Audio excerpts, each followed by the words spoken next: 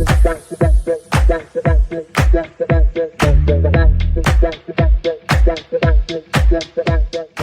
வாழ வைத்துக் கொண்டிருக்கும் யூடியூப் நேயர்கள் அனைவருக்கும் எங்களது பணிவான காலை வணக்கம்.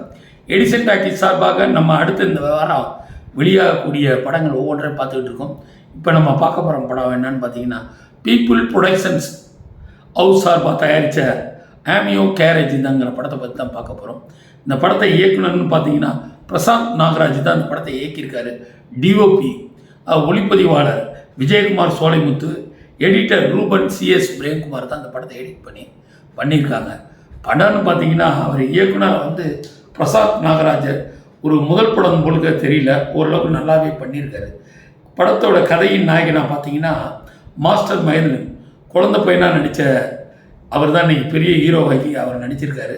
அவரோட ஜோடியா ஆதிராஜுங்கிற பொண்ணு.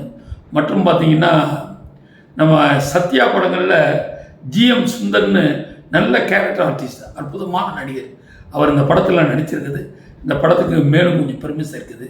படம் பார்த்தீங்கன்னா கேரேஜ்னு என்ன ஒரு ஷாப்பில் நடக்கக்கூடிய பிரச்சனைகளை மையமாக வச்சு தான் அந்த கதையை ஆரம்பிச்சிருக்காரு இயக்குனர். ஒரு பள்ளிக்கூடத்துக்கு போயிட்டு இருக்க பசங்க அவங்களுக்குள்ள ஒரு சந்தோஷமான நேரங்களில் கூடிய இதில் இவனெல்லாம் சேர்த்து வச்சு ஒரு பாரில் தண்ணி அடிச்சுட்டு வெளியில் வரையும் போது இவனோட பைக்கை ஒருத்தன் மிதிச்சு விட்டு காரிட்டு போயிடுவான்.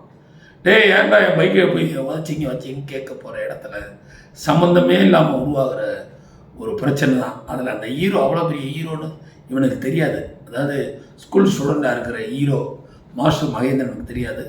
அவன் தப்பான வார்த்தை சொன்னோன்னே அவன் கை நீட்டிடுவான். அப்போ தான் இவன் பெரிய ரவுடி அழிச்சிட்டாங்கிறது தெரியாது. அதில் இருந்து ஆரம்பிக்கிற பிரச்சனை தாங்க படத்தோட கதை. விறுவிறுப்பாகவும் எங்கேயோ போயிடுது. அதாவது நம்ம ஊரில் ஒரு பழமொழி உண்டு, கத்தி எடுத்தவனுக்கு கத்தியில் தான் சாவுன்பாங்க. அந்த அடிப்படையில் தான் அந்த கதையை பண்ணியிருக்காரு இயக்குனர். அதாவது பிரசாந்த் நாகராஜன் அவர்கள். ஹீரோயின் விடோ, விடோவாக காட்டிக்கிட மாட்டார். இவன் அந்த பையன் திரும்பி ஒரு இடத்துக்கு வேலைக்கு போகிறான். வேலைக்கு போன இடத்துல ஒரு லவ் உருவாகுது. பட் அவள் விடோனாலும் பரவாயில்ல, அவனை நேசிக்கக்கூடியவர்களாக இருக்கான். இதில் எங்கேயோ போகிற மாதிரியுமா என் வீட்டுக்கு மேலே வாரியமான மாதிரி நடக்கிற பிரச்சனைகளை சம்மந்தம் இல்லாமல் அந்த ஹீரோ உள்ளே வாங்குறான்.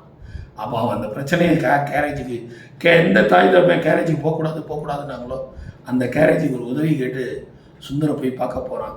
அங்கேருந்து தான் அந்த படத்தோட கதை ஆரம்பிக்குது. பிரச்சனைகள் ஒரு கொலை பண்ணால் அப்புறம் என்ன ஜெயிலில் பார்த்ததுக்கப்புறம் நம்ம தமிழ் சினிமாவில் ஒரு ஃபார்மெட் உள்ள எந்த இதாக இருந்தாலும் கேஸ் எடுத்து செஞ்சுருவோம், வச்சுருவோம், கேஸை பார்த்துக்கிடுவோன்னு அந்த மாதிரி ஒரு பெரிய தாதாவாகிறான்.